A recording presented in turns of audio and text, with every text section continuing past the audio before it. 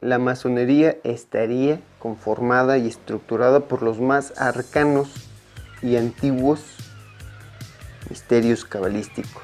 Y esta trataría de revivir el sentido primordial del catolicismo y su doctrina universal. Su fundamento sería el orden eterno y la igualdad entre hombres y mujeres. Por ello, en su ritual principal encontraremos dos estructuras o dos formas de ver este pensamiento evolutivo acerca del hombre, esta realización que es por grados, pero jerárquicamente iguales, simplemente haciendo distinción de unos a los otros por precisamente grados de ciencia.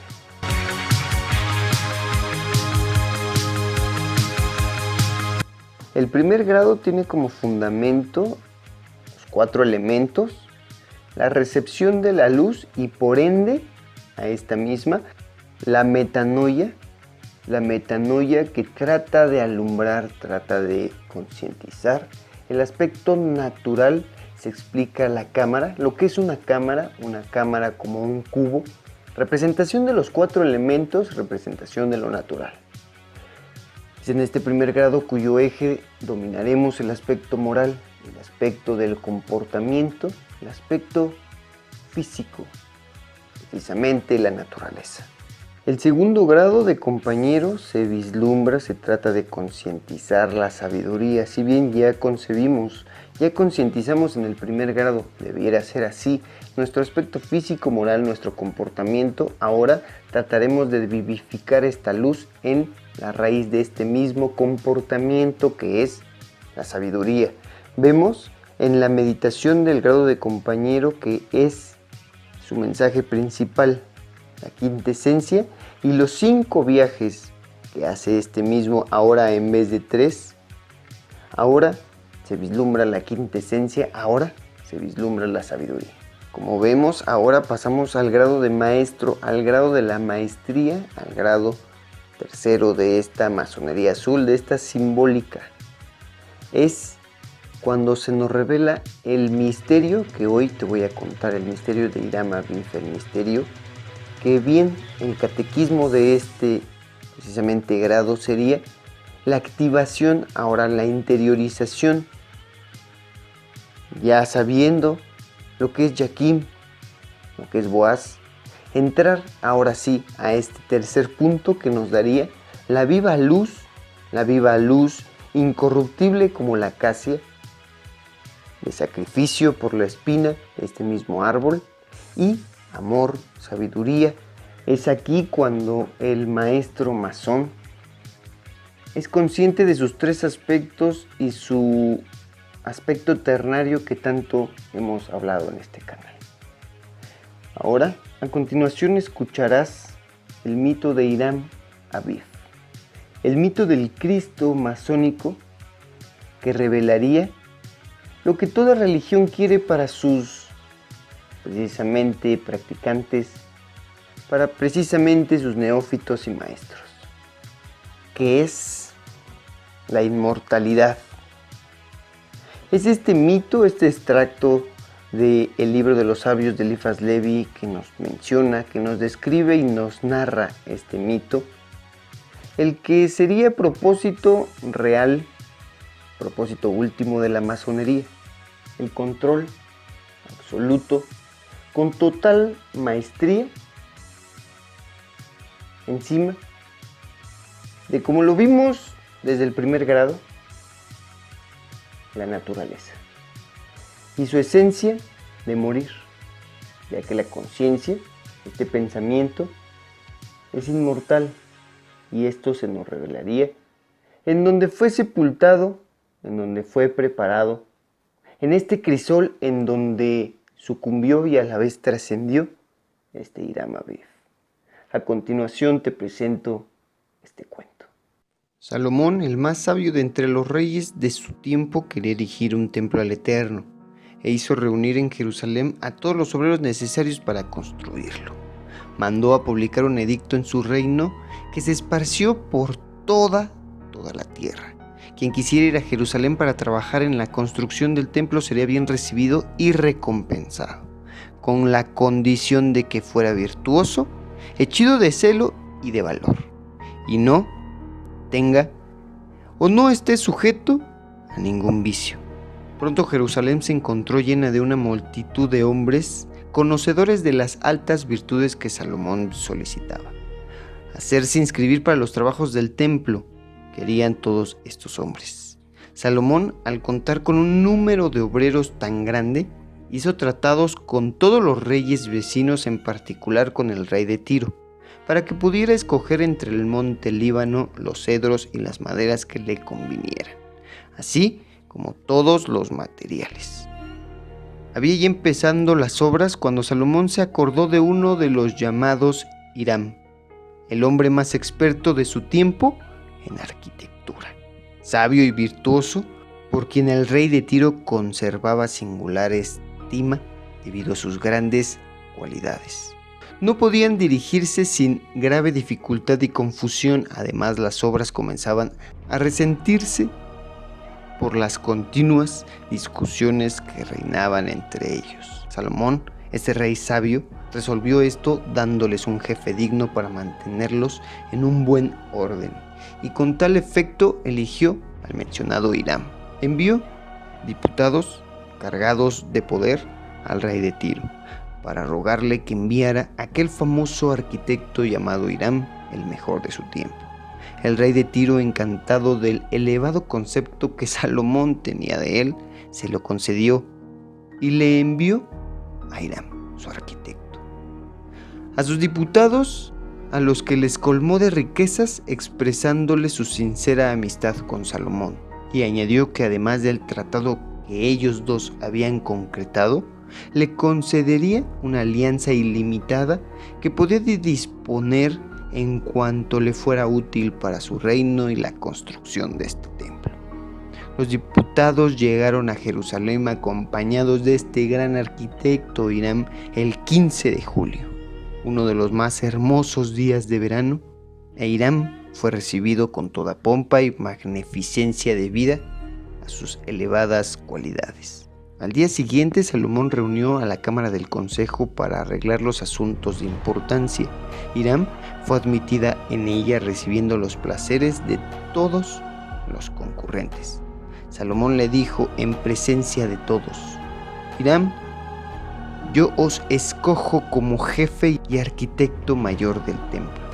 Así como los obreros, os transmito mi potestad sobre ellos sin que haya necesidad de otra opinión más que la vuestra. Así os miro como a un amigo a quien confiaré el mayor de mis secretos. Enseguida salieron de la cámara del consejo y fueron a los trabajos, donde el mismo Salomón dijo a todos los obreros en voz alta e inteligible, mostrando a Hiram: he aquí el que he escogido por vuestro jefe para guiarlos. Le obedeceréis como a mí mismo. Le concedo el amplio poder sobre vosotros y sobre las obras, bajo pena a aquellos que no obedezcan mis órdenes y las suyas, de ser castigados de la manera que él crea conveniente.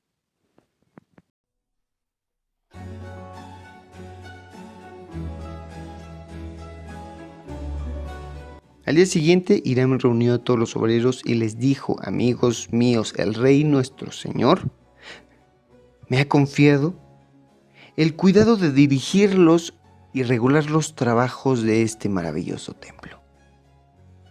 Que a ninguno de vosotros os falta el celo para ejecutar sus órdenes y las mías. Entre vosotros hay algunos que merecen más salarios que otros. Cada uno podrá alcanzarlo mediante las pruebas sucesivas de su trabajo, para tranquilidad y previo a vuestro celo. Voy a formar 3 clases de obreros. La primera estará compuesta de aprendices, la segunda de oficiales y la tercera, última, de maestros. La primera, pagada como tal, y recibirá su salario a la puerta del templo de la columna de Jaquim, la J. La segunda, también a la puerta del templo, pero en la columna B, Boaz.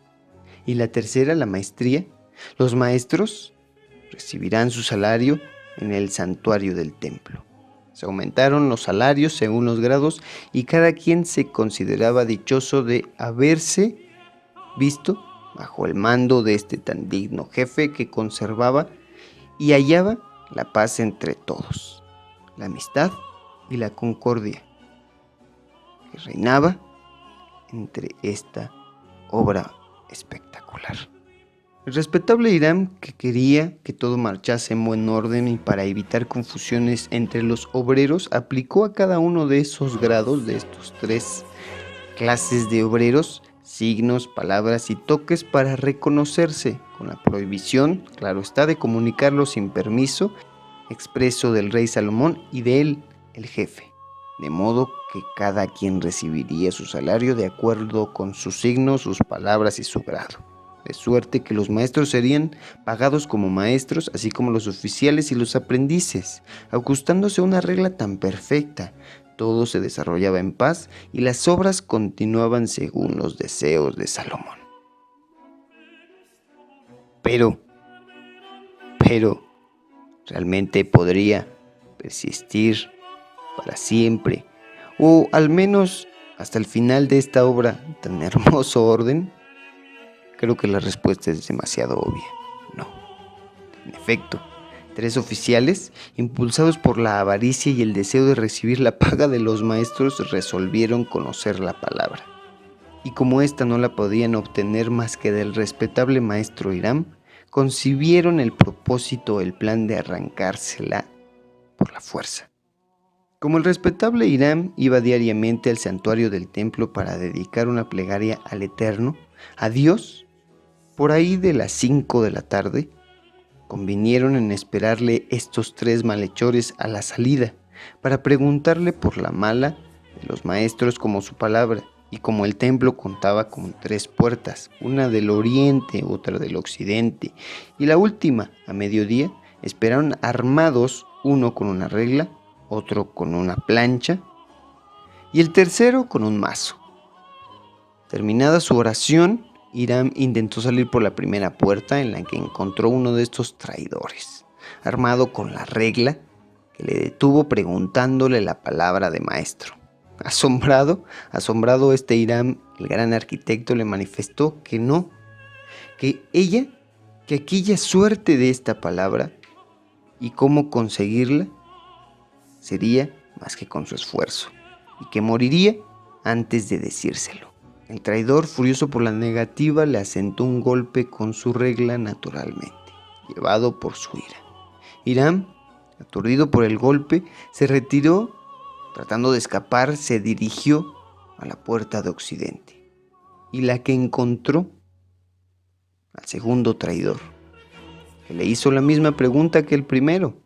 Hiram, con esta voluntad ardua, se rehusó igualmente, lo que también enfadó a este gran traidor, que lo golpeó con su plancha, lo que hizo tambalear a Hiram más de lo que ya estaba. Entonces trató de retirarse por la puerta de oriente, por la que creería poder estar seguro salir totalmente ileso, pero el tercer traidor, inteligente de esto, ya le esperaba ahí. Como es obvio, este tercer traidor le hizo la misma pregunta que los otros 2, diciéndole que le diera la palabra de maestro, pero Hiram le contestó que antes preferiría morir a declararle un secreto que aún no merecía. Indignado por la negativa, le dio un terrible golpe con el mazo, lo que por fin le dejó muerto.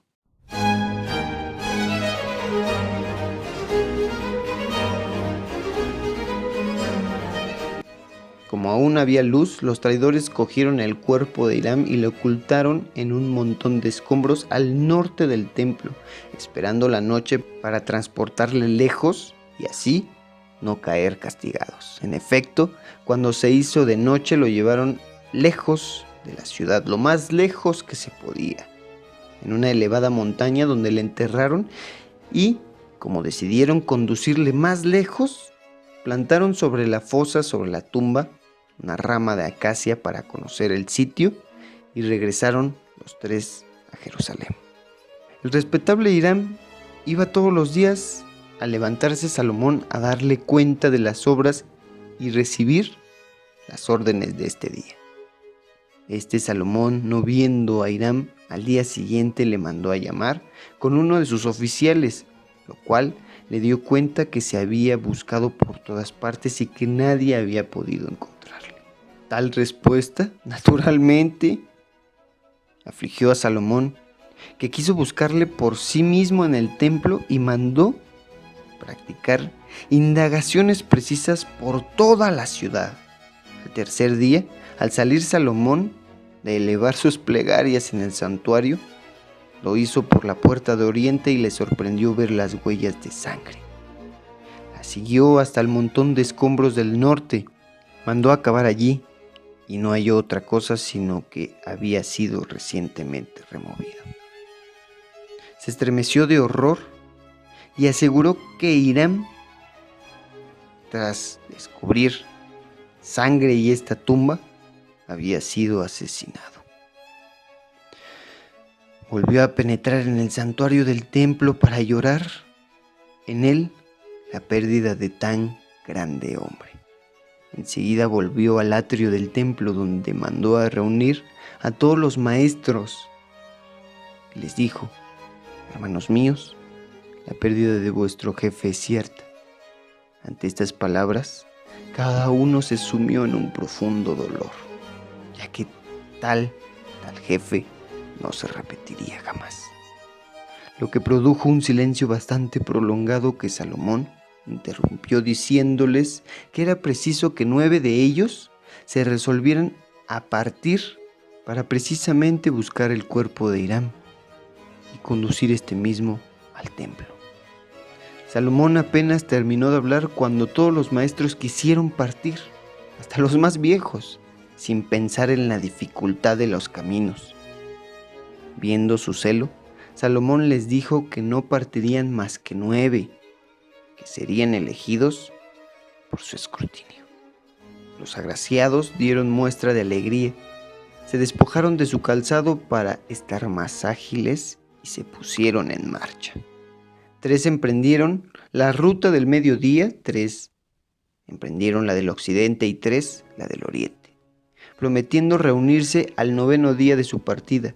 Uno de ellos, hallándose extenuado de fatiga, quiso descansar y al querer sentarse, se agarró de una rama de acacia para apoyarse y le extrañó que esta rama de acacia estuviera ahí colocada artificialmente. Viendo entonces la tierra removida de ahí, presumió que probablemente Hiram pudiese hallarse en aquel sitio. Recuperó nuevas fuerzas y, animado del valor, fue en busca de los otros maestros. Les condujo al sitio de donde venía. Les refirió lo que sabía y, animados todos del mismo celo, se pusieron a remover aquella tierra. En efecto, allí estaba enterrado el cuerpo respetable de Hiram, asesinado, y cuando le descubrieron se horrorizaron, retrocedieron, pero recuperando el valor, uno de ellos y tomó a Hiram por el índice de la mano derecha. Querido Hiram, levántate. Hiram, cuya carne ya corrompida se disgregaba, olía mal, lo que les hizo retroceder diciendo: huele mal. Otro le cogió por el dedo que sigue al índice y le sucedió lo mismo que al primero y se retiró diciendo: Yaquim. Los maestros consultaron. Como ignoraban que al morir Hiram había conservado el secreto de los maestros, resolvieron cambiarlo del siguiente modo. La primera palabra que profirieran al retirar el cuerpo de la fosa fuera la usual en lo sucesivo. Enseguida, el más viejo de ellos entró a la fosa, cogió al respetable Hiram y le sacó, tomado por la muñeca derecha, apoyado el pecho contra el suyo, así como la rodilla y el pie del mismo lado, y con la mano izquierda sujetándole por los hombros, levantando de este modo a Hiram de la fosa. Su cuerpo produjo un ruido sordo que los asustó, pero el maestro, siempre sereno, exclamó: Mac Banak, que quiere decir: la carne abandona los huesos.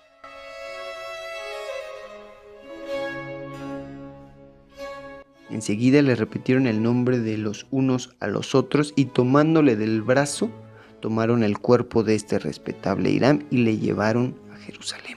Llegaron de noche con una llena y entrando en el templo donde depositaron el cuerpo de Hiram, informando a Salomón de su llegada, acudió al templo acompañado de todos los maestros, de guante blanco y delantal, donde rindieron al respetable Hiram los postreros honores que se merecía. Salomón le mandó a inhumar en el santuario e hizo colocar sobre su tumba una placa de oro, en forma triangular, en la que estaba grabado en hebreo el nombre del Eterno. Después recompensó a los maestros con un compás de oro que llevaron en el ojal de sus trajes, pendiente de una cinta azul, y se comunicaron las nuevas palabras, signos y toques. Se hacen las mismas ceremonias al retirar al candidato de su ataúd durante la recepción. La palabra convenida es Ibline, el nombre del lugar cuya cercanía estaba enterrado el cuerpo de Hiram.